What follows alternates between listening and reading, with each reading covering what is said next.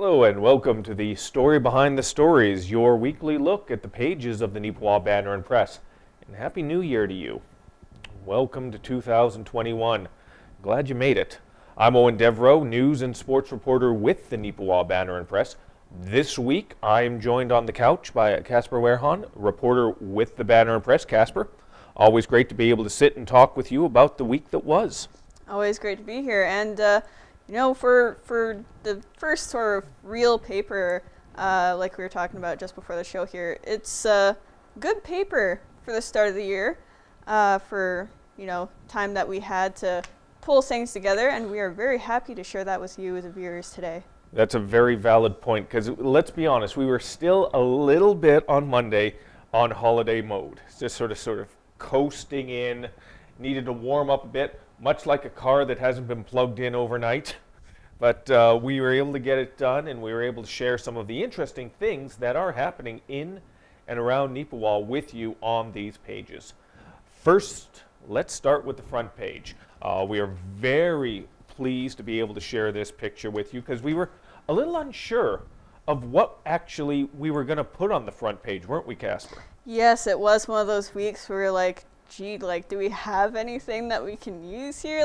We have this option and this option, but it's not quite front page material for one reason or another. And our problem was solved because Kay Diaz gave us a great picture there, and you have the full-size paper with you. You want to show that off to everybody? That's right. Just very fortunate that Kay and her husband Dale and their dog Sadie was out and about on some of their farm property, cleared off a little bit of ice, and we're able to do this. And it's a great little picture of a little skating ditch they got there, and just the work they put in there. A lot of people are doing that right now, getting those little snow drifts cleared off, getting these little ice rinks put together. With what the situation we're dealing with, the COVID restrictions, everybody's trying to find a fun way to make winter fly right by, aren't they? Absolutely, and the DS have certainly done that. It is a lot of work, as I've heard, all the shoveling that they had to do there, but it's paid off, and it's going to give them something to do for a while yet. That's right, and the way Kay took the picture as well, it's just very well structured, put together. The light and the dark, the wheat or the I'm not quite sure whether it's wheat or not. It's whatever it is, it's beautiful. Tall stalks of something yellow. You can tell my farm experience has just gone right out the window. But we appreciate Kay allowing us to use this picture because, again, we had a few options, but none of them just really, we felt, worked for the front page. The picture was either too small or too grainy, or the story we were going to put there didn't have a good picture to go with it. But we're going to get into all those other things shortly. Once again, thank you, Kay. Thank you, Dale. And thank you, Sadie, for helping us out on this week's paper. Let's shift over to the following page, page 2. I know we're all sick and tired of COVID-19 updates, and I'm tired of sharing them with you. I really am. But we should give you one, the first one of the new year, because there were a few things of note that did come through. Most significant, a new immunization campaign for personal care homes has been announced by the province. Within 28 days, every individual who lives in a personal care home in Manitoba will be able to be immunized. And that's good news. That's very happy to be able to share that information with you. That's a step in the right direction. Casper, as you know, we've all been following this. Personal care homes have been very specifically hit hard with COVID-19, and this maybe is going to give them that little bit of a light at the end of the tunnel, isn't it? Absolutely, it should help a lot. It's definitely a bit relieving to have a vaccine that's starting to roll out slowly but surely, and care homes is one of the problem locations, you could say, for the virus, and it's so weird how it works. Some care homes will be fine, some will be really bad, and you don't necessarily know what's going on internally for impact on the situation either for those things, perhaps. But it's just so weird how it works, and those areas have really been hit hard. So this should hopefully, prevent further, large outbreaks. And if anyone does end up getting it after immunization, because we don't know how well it's going to work yet, because we're still in those stages, then hopefully it will lessen the impact of the virus and help whoever has it, if they do get it for some reason, to recover more easily. Yep. We also have other information on our COVID update as well. That one is obviously very significant, but the standbys that we seem to have each and every week talking about the enforcement fines. We have the update over the holiday season, those numbers, and as well the active count of COVID in the regions throughout Manitoba. More specifically, Prairie Mountain. We like to share this information with you. We're not trying to scare you. We don't want to scare you, and a lot of media seem to want to be putting that out there, putting the big scare out there. More on a national level, it seems at times. We don't want to do that, but we do want to inform you on this, and we try and be fair on it. I put all the cases in there that have happened in the region, but I also list off the active cases compared to the cases that have come and gone. And there is some positivity in those. The active case numbers for Prairie Mountain seem to be slowly shifting downward.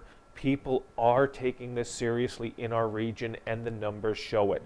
When you look at Brandon, when you look at White Mud, which encapsulates Neepawa and the surrounding area, you can see how the numbers are sort of filtering downward.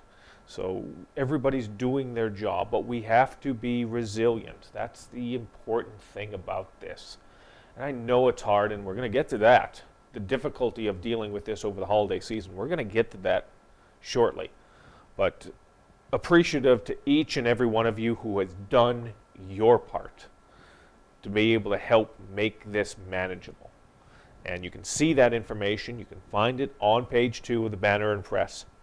We try and keep you informed each and every week, and we look forward, as you do, to the day where we don't have to share this information with you anymore.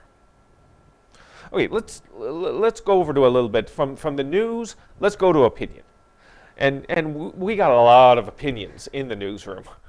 I mean, as much as we share our opinions here, we share a lot of opinions in the back room there that you don't even hear all the time. So, but first, let's go with Ken Waddell's column. Every week he shares a perspective, his perspective on how things are playing out. It's focused a lot on COVID-19, or as he likes to call it, C-19, because he likes to get to the point. So his perspective on C-19, the way things rolled out during the holidays, and how all things didn't really seem all that equal over the holidays, did they, Casper? There was a lot of talk in the news on the national level, provincial level, about representatives of government, high authorities that just went on holidays, were skirting the rules, and it rubbed a lot of people the wrong way, didn't it? Absolutely, and I will admit I try not to pay attention to the news really over the holidays. Of course, try and take a break from everything and just relax, chill. But I did hear about that stuff happening, and it's really disappointing because most people are trying to do their part. There are, of course, that percentage of people that are still going out and having gatherings, and that's why we had these at least 60, I think, confirmed cases. You are correct. That yesterday is correct. That were confirmed linked to gatherings for the holidays during the pandemic, when you shouldn't. And that's bad, but it is, I think, worse when you have these representatives that are, being like, stay home, do your part, blah, blah. And then they go and they travel and visit people. And it's like, I don't have words for it really, but it's easier to lead if you lead by example. Yes. And these people didn't do that. Yeah. And, it's very different as well because, of course there's the citizens doing their stuff, but these are people in positions of power, they're wealthier, et cetera, and they can get away with it. They shouldn't be able to, but they can. Yeah. Ken also goes off on a couple other things in this column as well. He goes off on something he's talked about in the past, and we'll talk about again in the future, most likely, and rightfully so. The fact that businesses are not being treated equally. He is very concerned about what's happening with small businesses, and you can see it in Neepawa.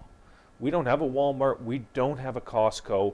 We have smaller businesses that are shut down completely or very restricted in what they can sell. And he doesn't see the fairness in that. And I got to, I don't agree with him on everything, but I 100% agree with him on this. Why can't they open at 25%, 30% capacity and be able to sell what they want? Because they're better able to control crowds than a Walmart and a Costco. And a $5,000 fine to a small business means more than it means to a Walmart. That's 10 minutes of business, 15 minutes of business for them. But for a small business, that's a significant hit. So they're going to take the rules seriously. And Ken wants to see a little more fairness out there. And I don't know what your opinion on this, Casper. I agree with him, but I want to hear your take on what he says about how businesses are being laid out by this. I mean, it's a lot that you can go over. I think one of the things that does impact it as well is the fogginess and some of the rules, and that's something that Ken does mention at the very end there, is that there's been a lot of confusion over the course of the pandemic on what you can and can't do, whether it's, personally or with businesses. Vagueness about items that you can and can't sell, and just really weird, restrictions on things that affect smaller businesses but don't apply for some reason to larger businesses. Yeah. And I can't think of an example off the top of my head, but it's been really weird, I guess you could say. And I've noticed the confusion as well, just in Neepawa here. There'll be at some point some stores that have this item blocked off, but then there'll be another store. It's like, oh yeah, we can sell this within the store, and then some people it's like, we can sell this, but it's like curbside pickup only, which understandable. So it's been a really mixed bag, and for non-essential stuff in general, I understand and actually do support not being able to sell it in store per se, but allowing the curbside pickup because non-essential, you don't need it. And then being able to sell the essentials. But it's also complicated with the stuff that they have deemed non-essential. For example, clothing. And we actually have a good letter to the editor in here. We don't usually shout those out, I believe, but we have a good one in here from Brad Mummery, trying to buy pants and, can't buy pants because non-essential, I guess. So it's been a struggle, for sure. Yeah, very good to shout out that letter from Brad. We have several very good letters this week, and many thumbs up. We appreciate those. Give those a read. Brad called me up and said, is there time to put in a submission? Because this is what I had to deal with recently. And Brad, you must have been reading my mind, because I was talking about the exact same thing in the back of the office the day before, about how are pants not essential. Because I need to buy new pants, quite honestly with you. But it's the weirdness of the structure. How are we supposed to know what is and isn't, and the frustration people are dealing with on that. So you can check out Brad's letter, and you can check out Ken's column on this week's edition of the Neepawa Banner Press. As well, every month, for some inexplicable reason, Ken Waddell thinks it's a good idea to give me a little bit of space to share my opinion. And I got that this week. And I did share a perspective. The column is known as Column as I See 'em. And that's what I do each and every time. I'm not saying I'm right. I'm just calling them the way it appears to me. I'm the common man. I'm the smartest of the idiots and the dumbest of the geniuses at times. So I find all those perspectives. And when it comes to COVID, a lot of the perspective, the hindsight is really 2020. I talked this week about where we were as a collective back in March. If you remember, the 12th of March, where it all blew up, NBA shut down. Prime Minister ended up going into isolation. Tom Hanks and his wife, Rita Wilson, ended up announcing they had COVID. And I think, quite honestly, yeah, we were talking at the time there, and it was like, oh, geez, this might actually be a thing. As soon as Tom Hanks got it, we all started taking it seriously, didn't we?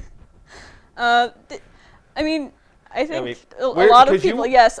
Because you were Me down south personally. when you heard about Tom, right? Yes, actually, I don't think I heard about it until I got back. Oh. So I wasn't using a lot of internet then, just to make sure I don't get dinged out the wazoo there. But I'd headed down there like just before things really, were apparently serious. Like, of course, it's virus. Like, what the heck is going on? Yep. So warily doing stuff. Being like, should I do this? No, maybe. Yep. No idea. And then just like seeing it progress, like so fast. While I was still down there, like partway through my trip, I was like, should I go home early? Can I go home early? And then being like, no, like this is quite expensive, and I should see if I can stay. Yep. And then go home. Yep. Everything changed in that 24-hour period, though, didn't really, it? yes. Yeah. It was quite something. Just seeing how things evolved down there, and then coming back up to Canada and just being like, oh my God, what happened? Yep. Like, when I left, everything was fine. Like, everybody was kind of like, oh, what is this? What, COVID-19, what? And then all of a sudden it's just like, oh. Okay. Things have changed drastically. And the ridiculousness of it now, looking back with hindsight, is that we were all freaking out collectively over 2 cases a day, 3 cases a day, 4 cases a day. It was like, oh my God, if we'd only known. And then let's fast forward to the summer, especially here in Manitoba. We really thought we had things under control. We were feeling ourselves in the summer, weren't we? We had a 2-week period. Almost a 2-week period, no cases whatsoever. We were 1 day away and 1 case away from having no COVID in Manitoba. Man, we were just basking in that at the time as a province, weren't we, Casper? Oh, absolutely. And this is something that we've talked about in the office a lot, especially recently with the increased numbers we've had, though they have started to drop down, and we're very thankful for that. But just looking back on that 1 case that we had, just hanging on there, we were all so eager for it to be the next day, and boom, they recovered, and we have 0 cases. Yep. And we're so hopeful that would happen, and we'd keep on that 0 cases for a long while there, and hopefully be rid of it. And then it just kind of went downhill. But then hindsight, as I say, it's 2020. And then we shifted over into the fall, and things started to get a little out of hand. We freaked out as a collective in the province when we had a day high count of 42. Ooh. At the time, and it's still at the present, it was bad, but looking at it now, it's like, oh, that's nothing. We would be doing a celebratory dance right now if the numbers came out today and it was only 42. We honestly would. But that's the way it was. And Prairie Mountain especially was getting hit at that time. And we were thinking, okay, we got a lockdown. We're in scary code orange. Ooh, things can't get worse than code orange, can they? But we're going to lock down, we're going to get it looked after, and we're going to have a very Merry Christmas, aren't we? Not so much, no. Because then we got into the winter, and we were in code red, and we are in code red. And I didn't spend Christmas with my family. I know a lot of people who didn't spend Christmas with their family, and we're dealing with this. And we're looking back at the way we reacted at the time, and there's a lot of things we could have done differently, probably should have done differently.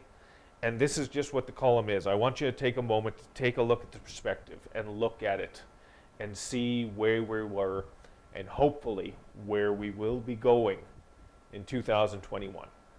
So I hope you take a few minutes, you check that out, and you take something from it.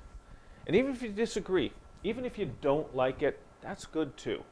That's fine too, because I want that back and forth. So take a minute, it's on page 6. And if you don't get anything from it, at least you got Helen's recipe right next to it. You can definitely get something from that pork tenderloins on this week's recipe, and we were all marveling, ooh, that sounds really good, actually. Absolutely. The second I got proofing this page, it's like, ooh, pork tenderloin? Yep. I would love some of that. That's why there will be many spelling errors potentially in my column, because everybody got focused on the pork tenderloin. Every page after that, we were all just thinking about pork, like, wait, what am I reading? Well, fortunately then, the next story we're going to be covering was ahead of Helen's, so it was most likely corrected properly. And it's an interesting thing that's coming to Neepawa, a croca-curl rink. Now, this is something that EDO Maryland crew, representatives of Tridacon, representatives with the Neepawa Curling Club, and town administration and workers have been putting together. It's down in the flats, the foundation is put in there. They're very much hoping that they'll be able to get the ice painted, they'll be able to get the pegs in, and this new activity will be available in the very near future. If you don't know what croca curl is, I do explain it. I'm not going to go through the rules of all there in this moment in time, but it's an interesting, it really does sound like it might be a fun activity for Neepawa, doesn't it? Oh, absolutely. Certainly something that I would give a try. It's an interesting combination of crokinole, which, fun game, bit hard on the fingers if you play it for a while, you know, flicking those little discs across the board, and curling. So it's interesting mashup, definitely looks fun. I'd suggest giving it a look. We also have a picture of what it looks like when it's done. That's from the forks. You can see the picture on page 2 of the Banner and Press. So it's going to be really cool, I think. And hopefully everybody sort of gives it a chance, has some fun with it. A little activity that we definitely could use. A little socially distanced activity as well, the way the rules are structured. Hopefully the weather holds out and we can have cool enough days that the ice will settle and we can start playing that game very soon. Once it's set up and painted, I'm definitely looking forward to getting a few pictures of it and sharing those pictures with you on the pages of the paper. All right, let's go over a quick year in review. Kira Patterson did a year of review with several representatives of surrounding communities in and around Neepawa, just how 2020 played out and what they're looking forward to in 2021. Talked to Harrison Parkreeve, Jason Potter, Lorna French, CAO trainee with McCreary. I'm forgetting one other person as well. Stuart Olmsted, yes. Yep. Yes, yep. From Carberry. Just some of how 2020 was for everybody, what they were able to get accomplished despite dealing with COVID, and what they were looking forward to getting accomplished. So it was a good perspective, I thought. What do you think? Absolutely. It shed some light on the difficulties that they've had in the past year. Of course, COVID and big flood for some areas. That was quite the situation to handle there.